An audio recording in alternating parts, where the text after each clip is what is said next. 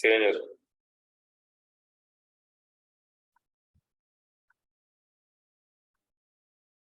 Bueno, muy buenas tardes a todos, compañeros y demás personal de las diferentes agencias de Unión Integral. El tema que vamos a tratar hoy es acerca de monitorización del paciente bajo sedación. Mi nombre es Fernando Forero, ya algunos me conocen, soy médico, trabajo en la parte administrativa de Unión Integral, y también trabajo actualmente con la UCI de la sede de Uitama. Bueno, estos temas, a pesar de que estamos familiarizados debido a que trabajamos en unidades de cuidados intensivos, pues siempre es bueno pues, hacer como un recorderis acerca de lo que estamos trabajando, de por qué se está trabajando en ello, y vamos a hacer pues todo el seguimiento de lo último que ha salido en bibliografía y hacer un seguimiento. Hay muchos temas que nosotros trabajamos todos los días, pero en medicina todo es muy dinámico. Entonces, por ese motivo, vamos a ir trabajando sobre unos nuevos conceptos que nos estamos aproximando a Iván. ¿Cuál es el motivo fundamental de nosotros en una unidad de cuidado intensivo? La unidad de cuidado intensivo manejamos todos los pacientes pancreáticamente enfermos, en el cual todas las acciones que nosotros hagamos tienen un papel fundamental. Y lo que pasa es que las variabilidades o aquellas acciones que salgan por fuera de los protocolos pueden ser riesgosos para nuestros pacientes. Es importante que la adecuada monitorización del paciente que se da en las unidades de cuidado intensivo sea visto como un verdadero reto, debido a que pues, nosotros tenemos que tener varias cosas. Que el paciente esté lo suficientemente sedado, que el paciente tenga confort, no tenga dolor, pero que no represente riesgos para la estabilidad hemodinámica del paciente. Como yo sé que ustedes han visto en su experiencia clínica, ya sea trabajando con la institución o en otras instituciones en el cual se maneje pacientes sedados, ustedes se han dado cuenta que a veces los pacientes no manejan las mismas dosis. No hay una dosis estándar, por eso son oscilaciones o por eso son rangos. A esos pacientes que por ciertos antecedentes es necesario hacer ajustes de la pseudoanalgesia para poder lograr un buen nivel de sedación. Eh, es importante que más que conocer una farmacodinámica de los diferentes medicamentos, es necesario tener en cuenta también las exposiciones de largo tiempo, las altas dosis y el aumento de la aparición de eventos adversos. Eh, la pandemia, una de las lecciones que nos dejó es que nos toca tener mucho cuidado con los pacientes con sedación. Nunca en la historia de la medicina moderna se había tenido la oportunidad de tener que tratar tanto paciente complicado y muchos pacientes que a pesar de que ya se le haya tratado su enfermedad de base como fue el COVID, tuvieron complicaciones subsecuentes en los cuales nos hizo que se prolongara la sedación, el cual nos dejó pues nuevas lecciones y de esas lecciones tenemos que aprender para que cada día sea más segura la atención de nuestros pacientes. Vamos a hacer como un recuerdo rápido de los fármacos usados en la sedación. Entonces, tenemos, en la sedación profunda, tenemos varios grupos de medicamentos, en el cual acá hay unos que de pronto no los manejamos por cuenta de la institución, pero sí están disponibles en la institución. Estos cuadritos son cuadros que fueron extraídos según la Asociación Colombiana de Cuidado Intensivo en Medicina Crítica. Entonces, de pronto algunos no están, algunos otros no están, y hay unos como alternativos que se tocó plantear usarlos, debido a que en un momento dado, cuando estábamos en el tercer pico, que fue uno de los más críticos de la pandemia, hubo un abastecimiento total de muchos medicamentos. Entonces, por eso hay unos que de pronto no les relataron. Entonces, de los analgésicos, entonces tenemos los opioides, como el fentanilo, el remifentanil, la morfina. Es importante tener en cuenta que el fentanil puede generar alteraciones como el tórax que puede ser alteración, eh, pueden tener alteraciones a nivel de la fibra, de, fibras conectivas o fibras de colágeno a nivel pulmonar. la morfina, alteraciones a nivel gastrointestinal, pueden contribuir a procesos de translocación bacteriana. Por eso es que es importantísimo tener en cuenta lo de las dosis. Las fenicinas que tenemos, la ketamina, que muchos llegó a utilizarlo, pero no fue necesario, no fue, a veces fue necesario perdón, utilizarlo. Otros no opioides como el Nefopam. Tenemos los de antes como agentes endovenosos como el Propofol, el Midazolam, el Tiopuntal, el Fenobarbital, bueno, otro menos común como el Omeprazepam. Hay que poner en cuenta que por eso el Propofol puede generar un síndrome por, por Propofol, que puede generar una alteración metabólica potencialmente mortal. Como anteriormente no teníamos, habíamos tenido tantos pacientes en masa, habíamos tenido tantas unidades de cuidado, hemos tenido tantas camas, pues nos dimos cuenta que el síndrome por Propofol no era un síndrome tan raro como a veces se consideraban o que solamente algo como muy conocido dentro de algunas UCI. Los agentes inhalados, cuando hubo ese desabastecimiento tan terrible, fue necesario utilizar el bisofluran, el sevofluran y el desfluran. Son agentes inhalados que se utilizan en anestesia, pero en algún momento se hizo necesario cuando se necesitaban algunas sedaciones profundas. Por ejemplo, pacientes que querían manejo de para el síndrome de disfrute respiratorio agudo, en el cual es fundamental tener un paciente muy bien dormido y que de pronto no había disponibilidad en algunas unidades de cualquier tipo pueden utilizar eso. Obviamente, pues, es personal entrenado para poderlo llevar. Y neuromusculares que también se colocaron como una de las primeras líneas de relajación que era necesario llevar a cabo, especialmente cuando tocaba pronar los pacientes, como si cisaltracuro, el rocuronio, el pacuronio, el atracurio, en el cual son pacientes que la relajación muscular puede generar que pues, a lo largo del tiempo, por alteración a nivel de la placa neuromuscular, sea mucho más complicado poderlo despertar y poder tener una estabilidad para poderlo llevar a un nivel de sedación mucho más superficial. Entonces quería pues comentarles de este cuadro, por ejemplo, de los fármacos de interacción. De los agentes relajantes, ya como les había dicho, pues, pues su manejo se aumentó más o menos en una proporción de un 350% a nivel mundial, debido a que dentro de las estrategias terapéuticas se hizo necesario tener que realizar, fue necesario realizar nuevamente, generar diferentes alternativas para el tratamiento de los pacientes. Y pues la pronación hizo necesario que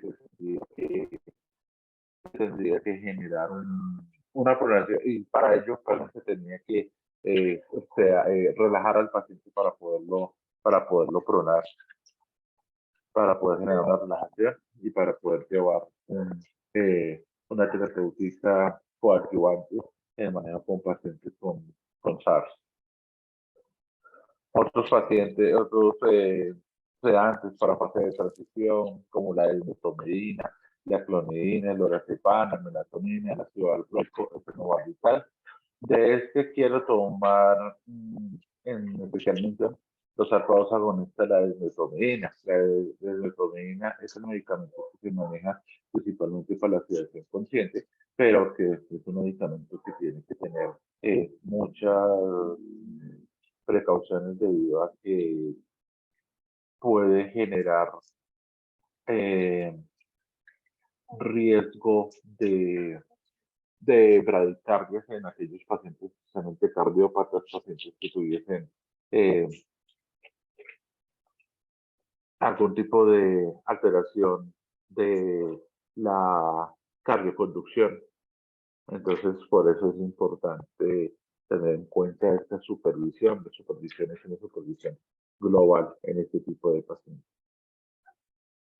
Y pues otros fármacos, pues ya les he comentado, entonces los antipsicóticos atípicos también se pueden manejar, los moduladores de la afecto también. Entonces, no hay un solo medicamento, no hay un solo grupo, hay infinidad de opciones terapéuticas, pero también al mismo tiempo hay infinidad de riesgos de eventos adversos. Por ese motivo es muy importante tener en cuenta la monitorización del paciente con sedación. Entonces, hay muchos cuadros, pero hay un esquema general planteado en el cual, pues, esto cambia de a qué, de acuerdo a protocolos, cambia de acuerdo a disponibilidad de medicamentos, pero, pero se planteaba que cuando un paciente necesitaba una sedanalgesia, si estaba inestable hemodinámicamente o no hemodinámicamente, tocaba evaluar si tenía dolor o no dolor intenso, si tenía riesgo de un síndrome metabólico o no, un síndrome, por ejemplo, por propofol o un riesgo por agitación psicomotriz, cuáles podrían ser las diferentes opciones para poderlo llevar. Entonces ya fuera una benzodiazepina más un opiáceo, el propofol más un opiáceo, o remofentanil más un sedante. Entonces, toca buscar la mejor opción de acuerdo a las necesidades de las características del paciente. Ya con el paciente que se tomó la decisión a nivel farmacológico, en el cual por lo general es una benzodiazepina más un opiáceo, el que se usa se utiliza el sedante por lo general es el niazonal del fentanil, porque el propofol hay que hacer monitorización cada 72 horas por riesgo de que no por propofol. Entonces, siempre necesita hacer un cambio o tener una monitorización muy estricta para evitar complicaciones. Entonces, es necesario tener en cuenta que una vez a nuestros pacientes tenemos que comenzar a hacerle una monitorización muy juiciosa en el cual con tres objetivos. El primero, conseguir el confort del paciente y abolir la respuesta metabólica al estrés. Cuando hablamos de la respuesta fisiológica al estrés, no es, digamos, un estrés psicológico, aunque también puede generar, si el paciente no está bien dormido, puede generar un estrés a nivel neuronal, sino un estrés a nivel fisiológico, metabólico y bioquímico. Muchos estudios han demostrado que un paciente que no está adecuadamente sedado, un paciente que está muy despierto, un paciente muy combativo, es un paciente que comienza a generar a gastar sus pocas reservas de carbohidratos, de grasas, proteínas y ácidos nucleicos. Un paciente combativo, un paciente muy superficializado, es un paciente que comienza a generar dos tipos de procesos bioquímicos supremamente malignos y que pueden desembocar en un proceso potencialmente fatal. Estos dos son, primero, la hiperlactatemia. ¿Por qué? Porque lo que pasa es que comienza a producirse energía por medio no mitocondrial, sino por método anaerobio, o sea, por método de uso de no oxígeno, que lleva a un producto que se llama el lactato. El lactato estresa las células y las células al estresarse se suicidan. Yo no sé si de pronto todos han escuchado de pronto un término que se llama apoptosis o muerte celular programada. Esta apoptosis o muerte celular no programada es un proceso final en el cual la célula termina por autodestruirse porque al hacer un análisis de todas sus funciones fisiológicas, metabólicas y estructurales, eh, eh, genera la programación para destruir. Entonces, el lactato en exceso puede llevar a programar este tipo de señales intracelulares para terminar su ciclo vital y prácticamente destruirse. Antiguamente le llamaban suicidio celular, pero este término se ha ido entrando en desuso, pues, porque es bastante feo utilizarlo, bastante cruel. Entonces tenemos la hiperlactotemia. El segundo que tenemos es la gluconeogénesis. La gluconeogénesis es producir energía, eh, producir azúcares por medio de reciclar residuos de lípidos, o sea, grasas, de aminoácidos, o sea, derivados de proteínas y derivados de ácidos nucleicos. Esto es terrible en el paciente sedado mal superficializado. ¿Por qué? Porque lo que pasa es que nosotros, tanto en el hígado como en el músculo, tenemos una serie de azúcares ramificados que se llama glucógeno.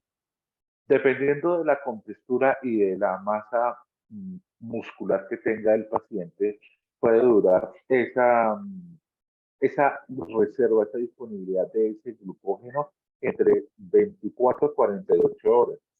Pero esto se agota. Una vez agotado, comienza a tratar de buscar dónde producir energía. ¿De dónde la busca? Del músculo y del hígado. Y al buscarla del músculo, comienza a desintegrar prácticamente el músculo, comienza a degradar las proteínas del músculo y esto va a empeorar al proceso de desacondicionamiento físico. Cuando yo les invito a que de pronto eh, recuerden, de pronto un paciente que hayan tenido ustedes durante varios de sus turnos durante la pandemia, aquellos pacientes que fueron de acoplamiento muy difícil, pacientes difíciles de superficializar, en los cuales fueron pacientes que después fue difícil hacerles descetarlos del tubo, que terminaron finalmente en una traqueostomía o pues, en los casos más dramáticos terminaron falleciendo. ¿Por qué? Porque lo que pasa es que todo ese proceso metabólico desgastante dañó el músculo y el diafragma, que es el músculo principal para la respiración, que lo necesitamos tener apto para que una persona pueda tener una respiración autónoma y eficiente, se desgastó. Entonces, ese es el inconveniente.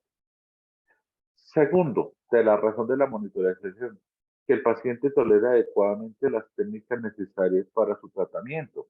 Entonces, nosotros tenemos que tener en cuenta que, por ejemplo, si el paciente es un individuo que tiene una alteración por un síndrome metabólico, una dislipidemia, una hipertrigliceriemia, el paciente es alcohólico, pues toca evaluar qué dosis, qué tanta dosis, qué tipo de fármaco la vamos a colocar, porque si no, no va a ser, no va a ser efectivo. También es bien sabido, y yo creo que ustedes se han dado cuenta que aquellos pacientes que, por ejemplo, tienen antecedentes de alcoholismo farmacodependencia, las benzodiazepinas no les pegan fácilmente. Entonces se necesitan dosis muy altas, en el cual toca buscar diferentes alternativas a nivel farmacológico, toca colocar múltiples medicamentos, entonces toca colocarles antipsicóticos, toca colocarles medicación antidelirium para poder dormirlo bien o finalmente pues el paciente nunca quedó acoplado y quedó mal. Y tercero, con fines terapéuticos, ya sea para control de presión intracraneal, las convulsiones o el tratamiento de broncoespasmo. Entonces, en este es cuando yo les comento de que aquellos pacientes que tenemos que tenerlos muy dormidos, por ejemplo, un paciente con una ACV masiva, o un paciente, por ejemplo, con un estatus epiléptico, o un paciente con un broncoespasmo o un SARS, un síndrome de un síndrome de distrés respiratorio agudo, la clave es mantenerlo muy bien dormido. Pero acá tenemos nosotros que tener cuidado porque de que el paciente no se nos pase de que esté bien dormido a que se nos duerma permanentemente, o sea que este paciente pase ya a una depresión respiratoria. ¿Cuáles son los tres grandes pilares de la monitorización? Tenemos una monitorización vital, que son los signos vitales. Tenemos una monitorización subjetiva, que son las diferentes escalas que ya veremos a continuación, y tenemos las monitorizaciones objetivas, que son diferentes tipos de tecnologías asociadas que nos ayudan a nosotros a saber si el paciente está bien sedado, superficializado o está mal sedado. Mal sedado es que esté muy superficial o que esté supremamente profundo y que no sea necesario tenerlo así. Entonces, eh, ¿por qué es importante tener en cuenta la frecuencia cardíaca, la frecuencia respiratoria? Porque lo que pasa es que, bueno, a pesar de que hay pacientes a los cuales no asisten absolutamente nada, pues ahí es necesario que nosotros tengamos racionalidad con ciertos tipos de medicamentos para como los opioides. La frecuencia cardíaca, ¿por qué? Porque lo que pasa es que estos medicamentos, como las benzodiazepinas, hacen una acción a nivel no solamente de la neuroconducción, sino de la cardioconducción, a nivel de los diferentes haces eléctricos que pueden interferir en nuestra frecuencia cardíaca. Además de que, como les decía, acuérdense que hay ciertos medicamentos que pueden generar radicales, pero que están muy pendientes. Por ejemplo, la desmetomidina. La desmetomidina, pues, es el medicamento que por costo, por disponibilidad, por farmacología, es el más común para utilizarlo en los casos de la sedación de transición o en la sedación consciente, pero que toca tener cuidado porque puede generar bradiarritmia. Las temperaturas periféricas, ¿por qué? Porque la temperatura periférica no solamente nos sirve para determinar la evolución de un paciente que tiene un proceso infeccioso, sino que hay ciertos tipos de sustancias que pueden tener algunos riesgos que pueden generar hipertensión maligna. Pues, por ejemplo, cuando fue necesario el uso de estos fármacos inhalados que les señalé, estos fármacos tienen un evento que pueden generar la hipertermia maligna. Habían fármacos mucho más antiguos que han entrado en desuso, como la letrona, que genera un riesgo, pero pues estos medicamentos pues es menor el riesgo, pero puede estar latente, puede presentarse. ¿En qué paciente? No sabemos. Hay unas pruebas que hacen a nivel internacional, pero que son pruebas muy costosas, que valen $5,000 y que en nuestro país no hay disponibilidad financiera para hacerlo. Entonces es necesario tener en cuenta la temperatura, no solamente para evaluar la evolución de un proceso infeccioso, sino en el caso por, eh, de la monitorización para pacientes sedados, posibles eventos adversos que pueden llevar. La saturación de oxígeno mediante pulsoximetría, pues también nosotros tenemos que tenerlo en cuenta porque, por ejemplo, si es un paciente que se ha ido recuperando especialmente de una entidad de origen respiratorio, una neumonía, un SARS o alguno relacionado, y el paciente se le están bajando ya parámetros a nivel ventilatorio y vemos que el paciente comienza a desaturarse, pues eh, eh, pese a que ha tenido mejoría en gases arteriales, en una placa, a nivel clínico global, tenemos que tener en cuenta que el paciente no está demasiado sedado y se está deprimiendo a nivel respiratorio. Obviamente la atención arterial sistólica, diastólica y la media, ¿por qué? Porque nosotros nos ayuda a determinar primero hay ciertos pacientes con ciertas condiciones que tenemos que tenerlos con unas funciones arteriales estándar. Las funciones arteriales estándar, las medias, deben estar idealmente entre 65 a 90 de presión arterial media, pero hay ciertas condiciones que tenemos funciones un poquito más altas debido a que no podemos hacer descensos bruscos porque puede generar eh, alteraciones a nivel de órganos como. Les coloco un ejemplo. Un paciente con accidente cerebrovascular genera por respuesta fisiológica refleja una hipertensión arterial en el cual solamente se puede bajar el 20%, entre el 15 al 20%. Si yo hago un descenso abrupto de la tensión arterial, genero mayor riesgo de fibra isquémica y puedo empeorar las secuelas de este paciente. ¿Por qué lo digo? Porque la aplicación de esa analgesia puede generar hipotensión. Entonces, no podemos entrar de una con dosis de ataque muy agresivas, si tenemos que ir titulando poco a poco este tipo de tensión para un bienestar del paciente. El paciente no tenemos que llevarlo a atenciones positivas, porque comienza a haber hipoperfusión, comienza a haber estrés celular, estrés metabólico, fisiológico, bioquímico, daño renal y empeoramos el cuadro del paciente.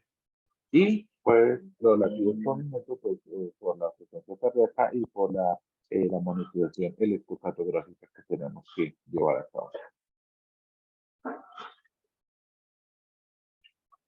En la sedación térmica podemos ver que la profundidad de sedación dependerá de las características psicológicas de paciente, naturaleza de la situación clínica, evolución prevista y la tolerancia de las técnicas para el soporte, y pues los objetivos de la sedación deben estar claramente identificados, definidos al principio de la terapéutica y revisados de forma regular, idealmente al menos una vez por turno. Si nosotros tenemos un paciente en el cual nos entró en una falla ventilatoria, el paciente tocó intubarlo y entrar en sedación, pero el paciente no tiene, digamos, otro tipo de alteración, pues el paciente no es necesario llevarlo a un RAS -5, a llevarlo a un coma profundo porque no tiene sentido. Si el paciente, por el contrario, tiene un edema cerebral, un edema pulmonar, tiene un SAR, por ejemplo, en edema pulmonar necesitamos que haya la menor actividad eléctrica posible para que haya menos interacción a nivel accional y sináptico. Pues necesitamos que se desinflame, pues sí, tenemos que nosotros mirar que tenga una sedación profunda. Tiene que ser individualizada. Por ejemplo, hay pacientes en los cuales no se puede tener 7 días totalmente dormido y siempre mantenerlo con la misma dosis y ir revisando de acuerdo a las características de sus parámetros ventilatorios y de acuerdo como vayan mejorando. Entonces es necesario tener en cuenta ese tipo de...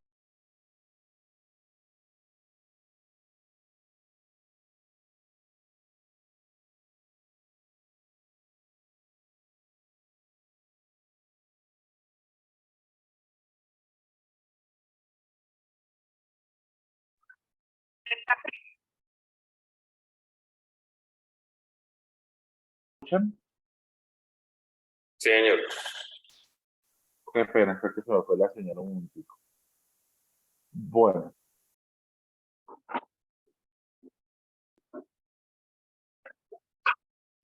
el uso de los fármacos sedantes en los pacientes críticos está sujeto a importantes alteraciones farmacocinéticas y farmacodinámicas. Entonces tenemos que tener en cuenta que las dosis tienen que ser diferentes entre, por ejemplo, un paciente caquético a un paciente con una índice de masa corporal de 30, un paciente, tenemos nosotros que ir mirando en aquel paciente con desnutrición, aquel paciente alcohólico.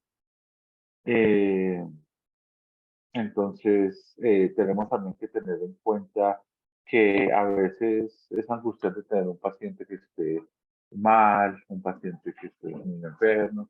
Pero pues, las situaciones que tuvimos que vivir en pandemia fueron dramáticas, pacientes jóvenes. Entonces, frente pronto al sufrimiento o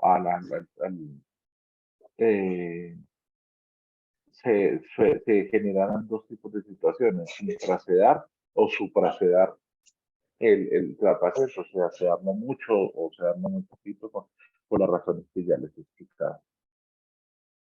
El exceso de sedación puede abocar en un aumento de morbilidad y de la mortalidad de los pacientes críticos. La sobreacción produce retrasos del despertar, prolonga el tiempo de ventilación mecánica y, por lo tanto, el aumento de las complicaciones asociadas como la neumonía. Hay varios artículos que decían, pues, que hacían como una crítica ya cuando comenzaron a nivel global a descender un poco las afectaciones en la pandemia, eh, sobre si muchos pacientes hubieran podido evitar llegar a rápidamente a traqueostomía si se hubieran hecho liberaciones tempranas de la sedación de manera más consciente. La respuesta puede ser que sí, la respuesta puede ser que no, y la respuesta puede ser es que quién sabe, porque el problema cuál es, que la verdad es que estábamos enfrentados a una entidad nueva, a una entidad que no se comporta igual como una neumonía, como un paciente, como una entidad que presentó múltiples complicaciones, pacientes que entraron por la neumonía por SARS-CoV-2, que terminaron con una neumonía asociada, que llegaron y terminaron en falla renal, incluso se dieron varios casos de accidentes cerebrovascular en estos pacientes, los hidroelectrólicos. Entonces, pues no es tan fácil sacar la conclusión de que si el paciente se los manejó, puede ser que sí, puede ser que no, es una reflexión a nivel global y pues cuyo rasero se irá dilucidando poco a poco, vayamos aprendiendo más sobre el COVID, porque pretender decir que, por ejemplo, en el caso de COVID se sabe todo, en solamente una entidad que ni siquiera ha cumplido 72 meses, sería pues un poco ambicioso decir. La importancia de la prudencia de la sedación, pues la sobredosis es la consecuencia de la emisión de dosis más altas de sedantes con el riesgo de producir efectos secundarios y tóxicos. Y pues como ya les he dicho, el aumento de mortalidad, tanto en paciente muy dormido, como paciente muy despierto, por la cascada de eventos a nivel metabólico que comenté al principio de la importancia de la sedación. Instrumentos del control de la sedación. Entonces, que con el paso del tiempo y con el desarrollo de las tecnologías a nivel médico, pues primero se comenzaron a desarrollar una infinidad de escalas para que el paciente que requirió se analgésico, para poder generar una optimización de la práctica, reducir el tiempo de ventilación mecánica, disminuir la mortalidad y reducir perdón, el consumo de recursos. Eh, hay muchos objetivos, subjetivos, especialmente son los que vamos a ver, porque desafortunadamente, y como les voy a explicar más adelante, hay una serie de recursos objetivos, pero que desafortunadamente no ha habido el empeño para poder facilitar de que los hospitales y que todas las instituciones lo puedan adquirir debido a los costos, porque para todos no es ningún secreto que la tecnología médica, como no es hecha aquí en Colombia, tenemos representaciones, pues ninguna fecha de base aquí en Colombia es supremamente costosa. Entonces, eso es como un deber que tiene el Estado desde hace mucho tiempo para poder mejorar la seguridad de los pacientes. Entonces, tenemos muchas escalas que ustedes las han escuchado, la escala de Ramsey, la escala de sedación, agitación, en el cual pues no voy a entrar como tal a nombrarlas cada uno punto por punto, pero sí lo que yo quiero anotar es la importancia de cada uno y el porqué de las otras escalas. En total se han descrito más de 30 escalas, unas escalas simples, unas escalas combinadas, de acuerdo a diferentes experiencias descritas a niveles UCI alrededor del mundo. Hay algunas escalas que valoran también parámetros de tolerancia al tubo orotraqueal, a la ventilación mecánica, otras gradúan también agitación del paciente. Las mayorías de las escalas publicadas han sido avaladas a nivel de la comunidad científica si cumplen con los requisitos mínimos, como son de que sean simples en la medición, el registro, la aplicabilidad, la reproducibilidad interobservador y la capacidad para estimar los diferentes niveles de sedación. A nivel académico y a nivel asistencial, se han dado cuenta que el uso de escalas muy complejas generan que no se lleven de manera consensuada, porque va a ser agotador si tienen respuestas ambiguas que confundan al que al examinador, al médico, al enfermero, al terapeuta y que no tenga un puntaje. Lo segundo es que es necesario tener en cuenta de que a veces hay algunos parámetros que no tienen el nivel de evidencia suficiente para que tengan una significación. Entonces, por eso es que la escala de sedación, agitación, Ramsey y la escala de ritmo o escala de raza han sido como las más utilizadas porque son las más sencillas y porque pueden generar una aproximación al paciente. La escala de ritmo Agitation Severity Scale o la famosa RAS ha sido validado tanto en pacientes ventilados como no ventilados y es la única escala que se estudia específicamente para los cambios de sedación a lo largo del tiempo. Porque tenemos que tener en cuenta que lo que pasa es que el paciente no solamente necesita, no, o sea, no solamente el paciente sedado, es aquel paciente que está ventilado. Por ejemplo, nosotros podemos tener pacientes con alguna entidad psiquiátrica, un paciente, por ejemplo, con riesgo de delirium, que a pesar de pacientes, por ejemplo, con manejo del dolor, que no tienen, digamos, una indicación de ventilación mecánica, pero otros pacientes oncológicos o pacientes con algún tipo, por ejemplo, de intervención quirúrgica, colocación de material de estos científicos, entonces es importante de evaluar estas escalas, porque a veces se tiende, y no son palabras mías, sino en dos artículos encontré, que se tiende a pensar que estas escalas solamente son útiles cuando tenemos un paciente ventilado, muy enfermo, no, también para pacientes no ventilados. La escala del RAS es una escala de 10 puntos muy intuitiva en su descripción, ya que los valores positivos indican agitación y los valores negativos son usados para analizar la sedación. El nivel 0 corresponde a un paciente tranquilo, despierto. El nivel 4 a la situación de máxima agitación y el nivel -5 al de mayor depresión de nivel de conciencia. Y es la escala que más información ofrece en la agitación como en la sedación.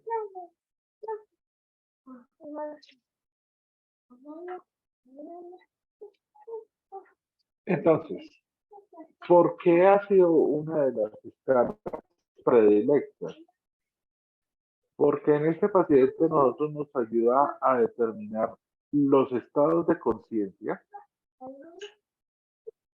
porque nos ayuda a mirar los riesgos de sobremedicación, nos ayuda los riesgos de auto y heteroagresión y nos ayuda a determinar. Hay que tener en cuenta que, por ejemplo, no solamente el paciente con sedación profunda o muy profunda o muy profunda son pacientes viviendo hemodinámicos por depresión, por tener depresión a nivel central, sino que no requiera mayor parámetro a nivel respiratorio, sino que también nos puede llevar a una inestabilidad hemodinámica como aquel paciente RAS-4 porque puede generar un paciente hipertenso, un paciente que no genere aumento de la presión intracraneal. Por ejemplo, todo aquel paciente que tenemos nosotros con una CV de un accidente cerebrovascular que esté hipertenso, que sea un paciente, por ejemplo, especialmente con un evento cerebrovascular de origen hemorrágico, pues nos va a producir mayores riesgos de que el paciente se descompense y el paciente genere complicaciones per se, que nos aumente más la presión. Entonces, por eso, por decirlo de alguna manera, la versatilidad que tiene esta escala para poder ser manejada.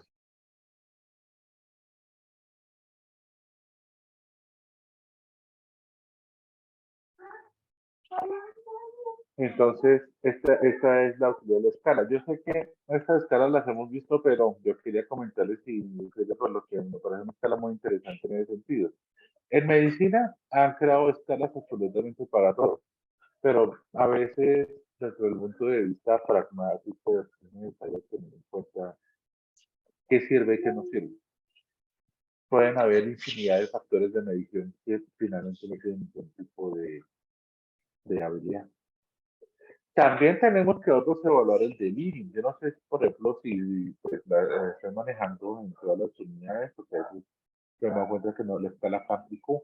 Entonces, no necesitamos un paciente tranquilo y pues ustedes saben que el riesgo de delirio hiperactivo e hipoactivo también es un factor de riesgo de mortalidad que toca tener en cuenta. Entonces, esta escala tenemos nosotros que tenerla en cuenta. Un paciente que esté delirante, en el cual no se evalúa si el paciente tiene comienzo o no comienzo agudo del delirio, si el paciente tiene una atención visual auditiva, pacientes que tienen un nivel de conciencia alterado, pacientes con pensamiento desorganizado, porque a veces podemos tener también pacientes que apenas lo tenemos para una sedación consciente para el manejo del dolor, o aquel paciente que ya ha tenido, por ejemplo, tiene una neumonía, va con parámetros ventilatorios súper bien, lo estamos preparando para estubarlo, o el paciente ya está estubado, está en algún modo de, estará en algún ya un modo superficial ya pero en algún momento en medio de alto flujo en Venturi y otros y el paciente nos comienza a empeorar, entonces necesitamos esta monitorización. Entonces tenemos primero, haciendo el resumen, monitorización de los signos vitales, la monitorización de la escala de agitación o la escala de conciencia y la escala de delirio. Entonces, estas son como las que vamos a ver. Y los métodos objetivos de monitorización. Hay diferentes métodos, pero digamos que hay unos que son más útiles, menos útiles y que dependen fundamentalmente de la disponibilidad de los medios a nivel de las instituciones. Entonces, la variabilidad del electrocardiograma. Entonces, como decíamos, entonces si tenemos un paciente del microscopio, cual el paciente está haciendo bradicardia, pues pilas porque está pasando algo con la sedación. O si el paciente nos está haciendo taquicardia, se nos puede indicar dos cosas. Un paciente con riesgo de agitación, un paciente que está con dolor, no nos puede servir. Hay otro que el tono de los síntomas esofágico inferior, que porque genera alteraciones del vaciamiento gástrico, pero tenemos la disponibilidad. No. El electromiograma del músculo frontal, esto es que de acuerdo que han hecho un estudio que cuál músculo es el que se movería más o cuál tiene mayor actividad neuromuscular a nivel de un paciente agitado. Y encontraron una variante en Inglaterra, que no estoy mal, que lo que pasa es que el músculo frontal entonces es el que genera mayor movimiento. Entonces hicieron un estudio en el cual colocaban una fija similar como el que se hace para las tomografías en los miembros superior e inferior y que de acuerdo a la actividad podrían determinar si el paciente estaba o muy dormido o el paciente estaba muy agitado. Interesante, pero el problema es que no se hay el recurso para eso. Además, es un paciente, el nivel de evidencia pues, será suficiente, no sabemos. Nosotros tenemos dentro del desarrollo no solamente a nivel de tecnología, sino también a nivel de fármacos, de terapéuticas, es que no tenemos la suficiente evidencia que se haya realizado aquí en América.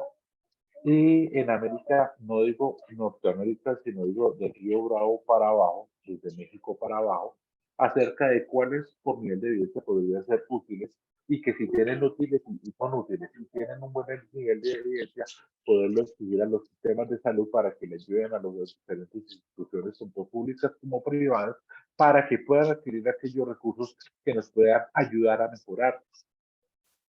Haciendo y preparando esta charla y leyendo me doy cuenta que prácticamente no tenemos un método de susceptibilidad básico. ¿Por qué? Por cuestión de rentabilidad, porque se ve que es muy costoso adquirirlo.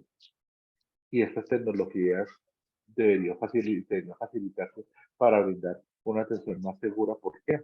Porque lo que pasa es que sí, nosotros llevamos manejando las escalas subjetivas, las escalas, la de Ramsey, la de la agitación la escala de RAS, muy bien, pero también eh, la evidencia exige que haya un método más objetivo para evaluar si el paciente se esté quedando bien y evitar los riesgos.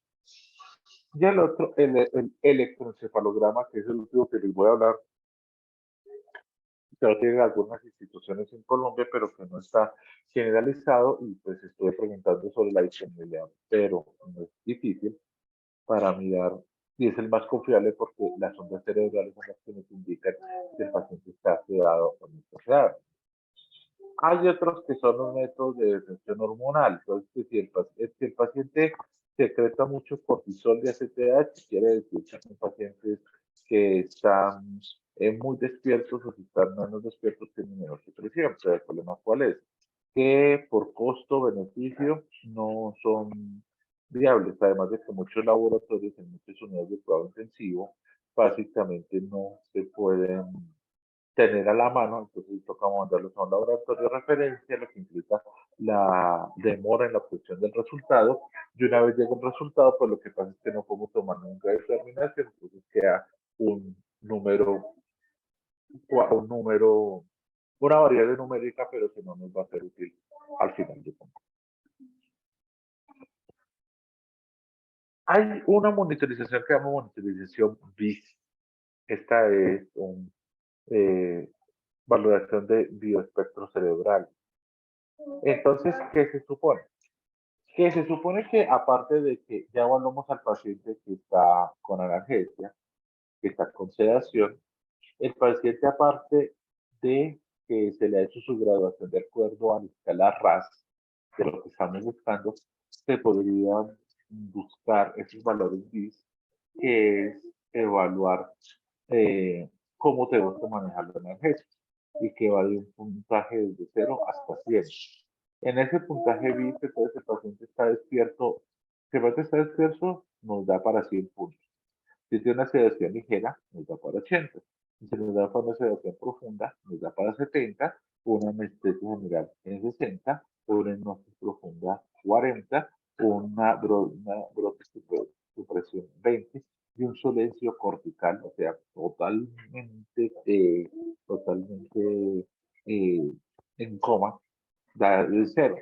Y eso se da porque el aparato nos da a nosotros este tipo de ondas. Si ven aquí el cuadrito, este cuadrito que es izquierda, derecha, entonces se mediría así. Va midiendo de acuerdo a las horas, de acuerdo a los hercios, de acuerdo a los hercios, pues se va hallando el resultado para poder determinar. Entonces, si el paciente está con un puntaje de 90 y el paciente está con un SAT, toca bajarle, aumentarle la sedación, pero entonces si se bajó el puntaje a 40, entonces toca aún disminuirle a la sedación.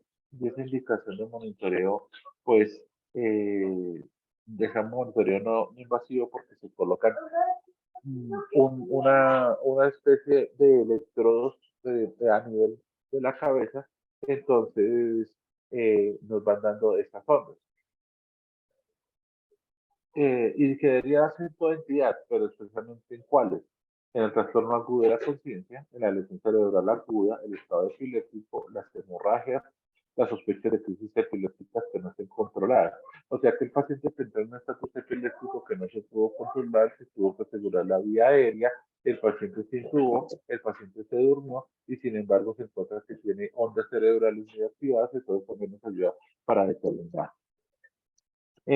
paciente con agravamiento, con encefalopatía epiléptica, paciente en neurocirugía que hayan hecho algún tipo de procedimiento de importancia, en asfixia perinatal, pues en las unidades de cuidado intensivo neonatal, sensibilidad cardiovascular y en hipotermia local, síndrome de muerte súbita del lactante o en trauma no accidental, los sospecha de infantil, pues no corresponde tanto a nosotros, pero pues colocarle el ejemplo. Entonces, este viso, lo que se llama medición biespectral, es una especie de electroencefalograma que idealmente, según este cuadro acá, este flujograma, debería acompañarse junto con la escala de RAS para hacer un complemento para saber si el paciente está muy superficial, si está bien si está muy profundo o si el paciente está en la media justa de su sedación.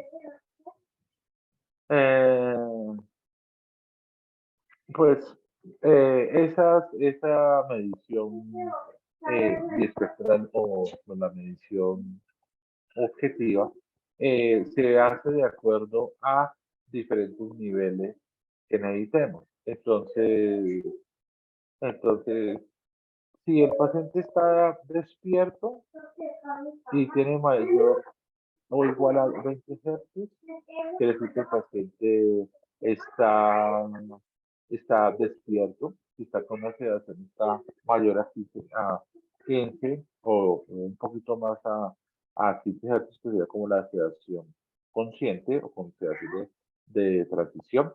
Si está con anestesia quirúrgica estaría con 12 Hz, y si está con anestesia profunda o en un coma profundo estaría con menos de 2 Hz.